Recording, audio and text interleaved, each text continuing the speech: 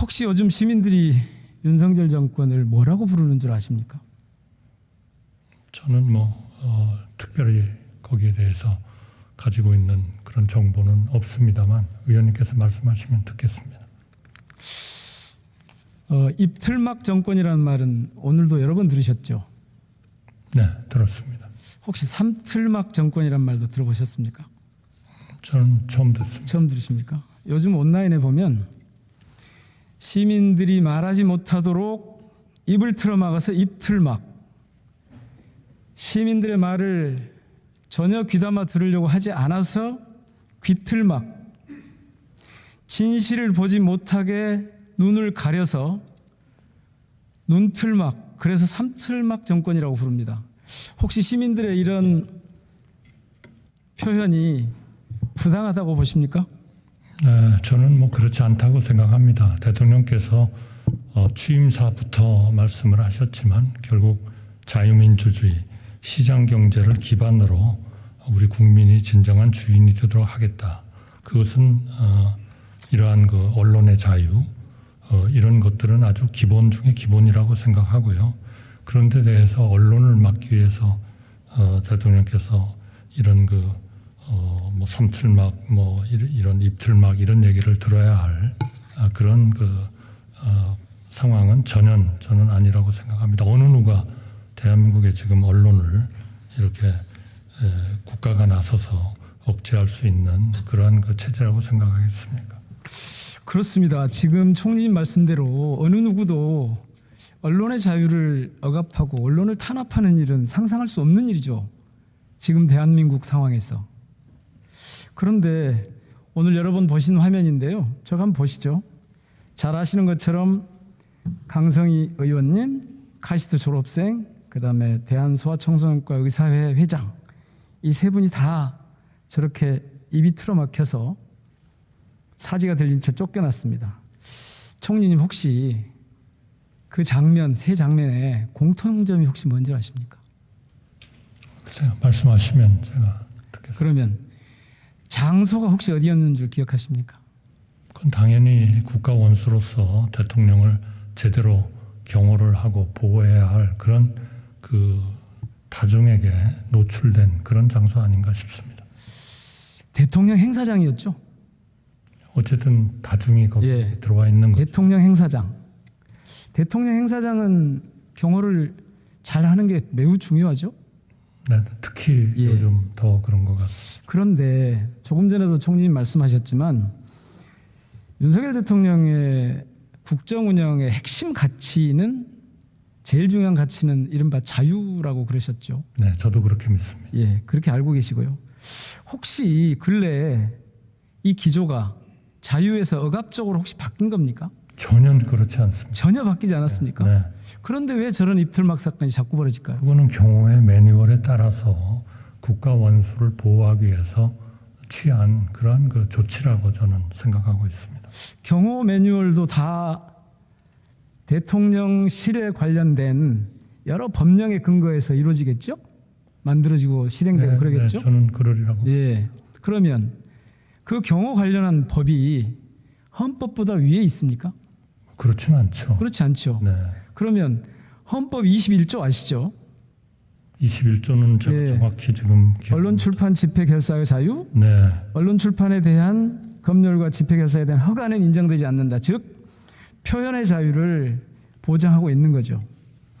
네, 자, 보십시오. 경호 근거로 헌법에 보장된 언론의 자유를 지키지 않는 상황이 됐거든요. 그러면 이건 경호법을 지킨 겁니까? 헌법을 위반한 겁니까?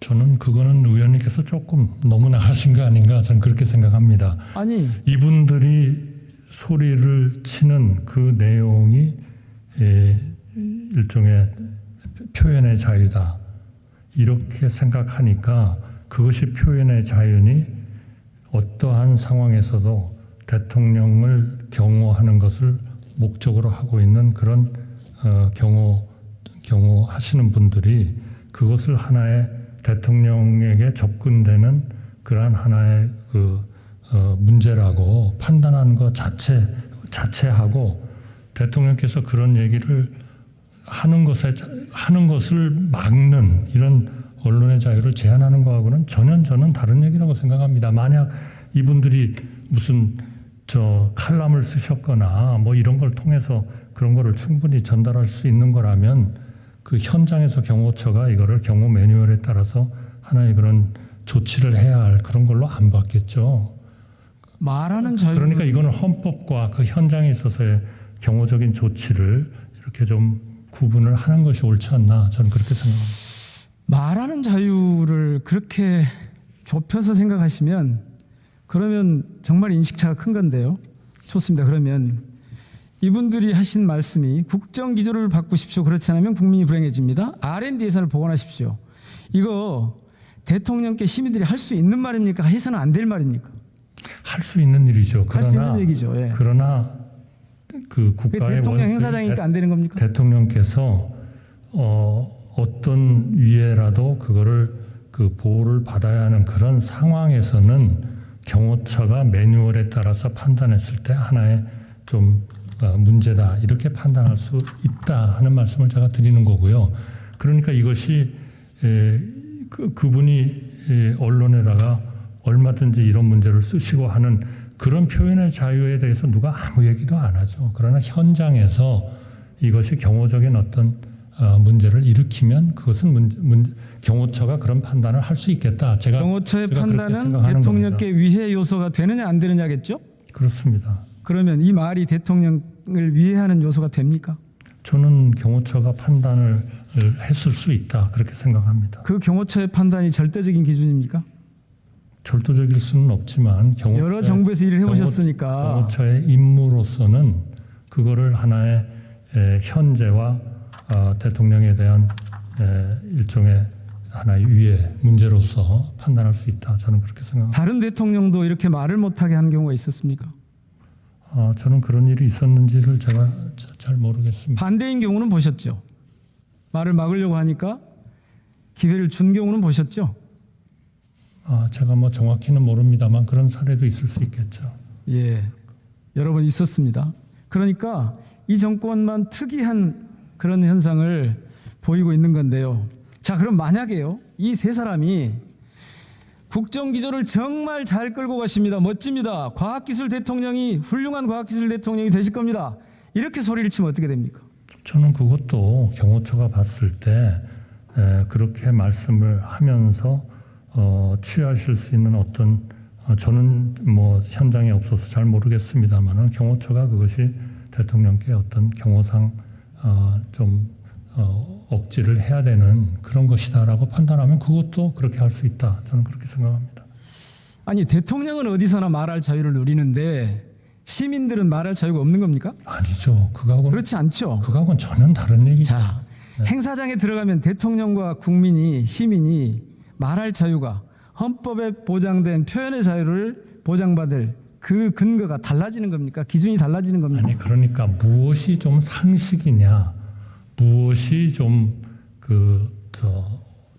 어느 정도 받아들일 수 있는 거냐. 여기서는 이제 경호처가 그거를 판단을 하겠습니다만. 그러니까 과잉 경호였다는 거죠. 그런 쪽에서 말씀을 좀 해주셨으면 좋겠습니다. 국민들이 다들 이걸 과잉 경호였다. 왜 그렇게 하느냐고 지금 비판하는 쪽이 훨씬 많잖아요. 그렇지 않은 국민들도 굉장히 많습니다. 조금 있죠. 비율을 가지고. 많습니다. 예, 많아요. 왜냐하면 대통령의 특히 그 전후에 우리 이재명 대표님이나 또 여당 국회의원도 그렇게 해서 위해를 받았기 때문에 자, 지금이라도 과도하다 할 정도로 좀 해야 되는 거 아니냐 하는 얘기도 굉장히 많습니다. 총리님, 지금이라도 국민들과 그리고 강성 의원과 국회 그리고 카이스트의 그 졸업생, 그다음에 그 소아청소년과 의사회 회장 이런 분들에 대해서 사과하실 생각 없을까요?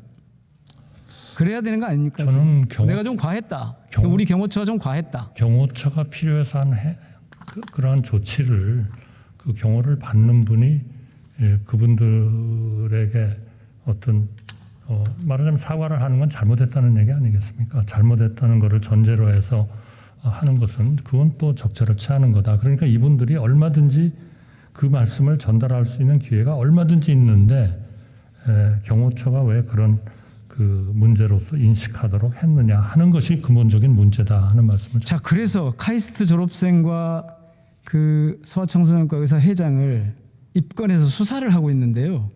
혹시 총리님 수사 중단할 권한이 없으시죠? 그거는 뭐 수사기관들이 정말 판단 알아서 할 거니까요. 잘 하리라고 예. 봅니다. 네. 이 수사, 이런 문제를 수사까지 하는 것, 입건해서 수사까지 하는 것은 과하다고 생각하지 않으십니까?